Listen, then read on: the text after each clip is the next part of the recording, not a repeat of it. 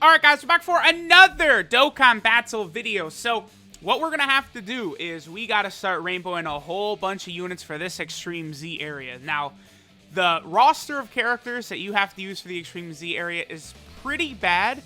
And a lot of them, I think, are characters that people are not going to have resources into, too. That's the thing. Like, I'm sure some people might have this Whis rainbowed. I have thought of it before. Like, back in the day, this guy was pretty solid with his heal, with his stun. You know, obviously, nowadays, there is a better version, the physical Whis, but this guy is not the worst, right? So, like, you have to use this guy in the Extreme Z area, so there's at least some players out there who have him ready to go. So I'm going to go ahead and rainbow him now, and I guess we'll go ahead and hop into an event with him.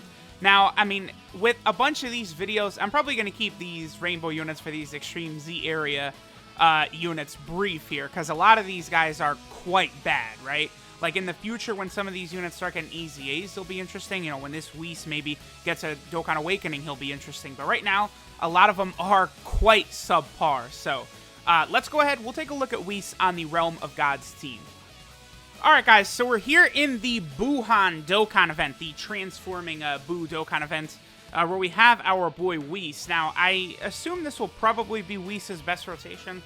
The only thing is, it is hard to tell sometimes if the Supremo 5 time has all of her passive active. You know, it is, I believe, a great chance twice, right, for her to get a 20% attack buff. So, you know, we could get a double 40% attack buff for Whis. So, we're going to start out here with basically, again, his best rotation. Whis is also on the Master and Student Bond team, and then also the Siblings Bond team. I don't know, like, if we're going to go look at him on a lot of these different teams, though, because remember, like, Whis, you know, he's not going to be great defensively. He's not going to do a lot of damage. Really, his two areas of utility are that he could stun. So I did actually give him 20 additional because of that. And then, okay, so 530k, obviously not a lot. And then, obviously, when you fall below 30% HP, he does also give you that full heal, right? Which is pretty nice. Like, for the Extreme Z area event itself, that full heal is going to be very, very good.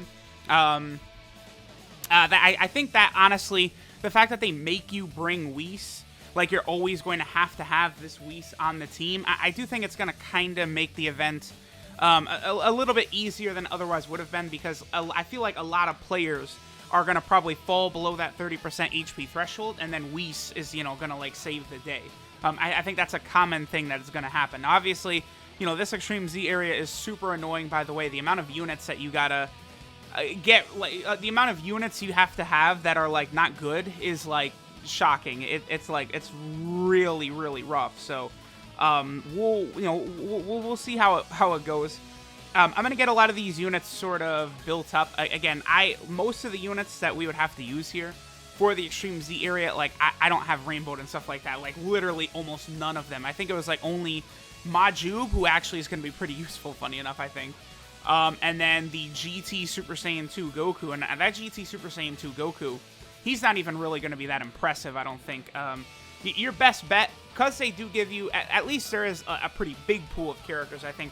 Is there more than the previous Extreme Z areas? I think so. Definitely more than the Trunks one, but the Trunks one was super easy. And then, obviously, the Goku and Gohan and Vegeta and Trunks one. I don't think there was as many characters in that one either. But in this one, like, there are several tech-type units, you know, that we'll be able to bring to fight that Goku in the first stage. You know, there's several SCR units to fight Piccolo in the last stage. And there are also a couple of physical units to fight that Gohan, right? Including Hachiak, who you have to bring. Hachiak might be the next Rainbow video I do. I don't know. Again, like, there's just going to be so many Rainbow videos upcoming because there's a lot of these units that we got to get done. Okay, so let's see what Whis' attack stat's going to be right here. With Western Supreme Kai sort of giving her attack buff. Now, I believe Western Supreme Kai does give 40% to Realm of Gods category allies. So, okay, so Whis is at 416,000. I guess I might let West Kai float off as well. And then have Whis not have any support type buffs, and then kind of see what numbers he'll put up at that point, right? I feel like that would be, that's always a good thing to look at too. Like, not only like how strong these units will get when they have a ton of support type units around, but also what sort of numbers these units put up when there's no support type units around, right? I do think that's also relevant, because that's going to be a lot more like beneficial for like Super Battle Road and stuff like that. So, like, you know, think about it, like on Super Battle Road, right? you're typically not going to be using a lot of like support type units and stuff like that, right? Like unless you're using like the cooler transformation boost team or like, you know, future Gohan's Master and Student Bond team, at that point you would have some support, right, for those units. But outside of that, I just don't think it's really common on Super Battle World. Like maybe I guess like Turles. Turles is obviously like very good to run for Super Battle World, you know, with his stuns. Turles, you know, when he does transform too, he loses his support type passive at that point. But Turles transformed is actually really nice for Super Battle World as well, because he does have, what is it, a medium chance to stun, I believe, at that point. Or, no, is it a high chance? It might be a high chance, actually. Turles, I believe, has a high chance to stun once he becomes in his transformed state. Let me just quickly double-check that. That'll only take me 1 second to sort of fact-check here. And then we'll take a look at Whis next turn, and then, I don't know, I guess we might finish up. Like, we don't really need to spend too much time looking at our boy Whis, right? Like, it's going to be more important once we actually see him in the Extreme Z area, how he's going to perform in there. And, yeah, Turles does have a high chance to stun, you know, as I figured. So, okay. Okay, so we do still have Weskai around, but, you know, that's okay, that's okay. One more attack set from our boy Whis. I guess I'm going to have to use an item here. I didn't really count the key. That's okay. Okay, so our boy Whis, again, more so, like, I feel like on, like, Realm of Gods, like, Super Battle World, he actually is, like, kind of like a, not a great option, but, like, a kind of a low-key okay option, you know, again, with the stuns, also with the heals, but he's definitely the type of unit that you're not really going to bring into, like, a Dokkan Fest boss event, right? Like, for sure, you're not really going to get a lot of value out of bringing him here, because, like, he doesn't have a lot of links. I mean, he does have shocking speed, I guess, but, like, he doesn't have a lot of attack, doesn't have a lot of defense. I mean, one of the reasons is because this guy is literally, like, he came out, like, right around the 1 year anniversary. So it's been a super, super long time since our boy Whis has been released into the game, right? So, okay, let's go ahead and take a look at Whis' statistics and all that, and see how solid our boy is. Alright, guys, so this is Puzzle Wrapped in Enigma Whis. Of course, he is a free-to-play unit from several years ago, right? So a lot of his details and statistics are not super crazy, right? Like his leader skill, AGL type HP and defense plus 50%. Now, obviously, that's not going to be very helpful anywhere. Like, I do think this guy could get a Dokkan Awakening pretty easily. I mean, I think the chances of us getting some sort of Dokkan Fest exclusive, like, maybe like a Whis and Gogeta with the exchange mechanic, that is something that I think is very, very possible. But, you know, I don't know. Like, Whis hasn't really done a lot in the series, I guess, to sort of justify, like, a standalone Dokkan Fest or something like that. But I do think, you know, from the Broly movie, an exchange mechanic character with him and Gogeta, I do think that would be pretty cool. And, you know, we could potentially get, like, Awakenings or something like that from that. Or, you know, maybe they give some free-to-play Awakenings to some of these units. You know, Hachiak, I feel like, could get a Dokkan Fest exclusive as well. So we'll sort of see what happens, right? Whis' super attack is Prelude to Destruction, which does extreme damage and may stun the enemy. So that is a 25% chance to stun the enemy. That's pretty good.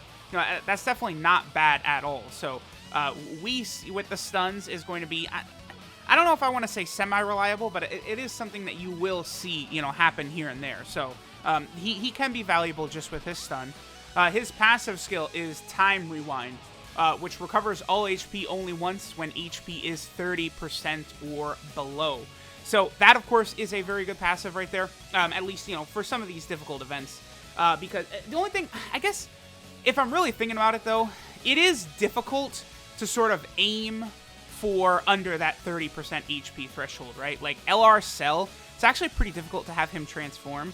So, like, you know, a lot of times, it's like, you know, maybe we'd finish a turn at, like, 45% HP or something like that, and then the enemy would just, like, you know, kill you at that point. So, like, you know, you pretty much, you have to get sort of lucky, especially with the way events are nowadays, you know, so we'll kind of see. I'm going to be very curious to see if in the Extreme Z area, his ability is going to activate at all when I'm going through the event. I'm very, very hopeful for that.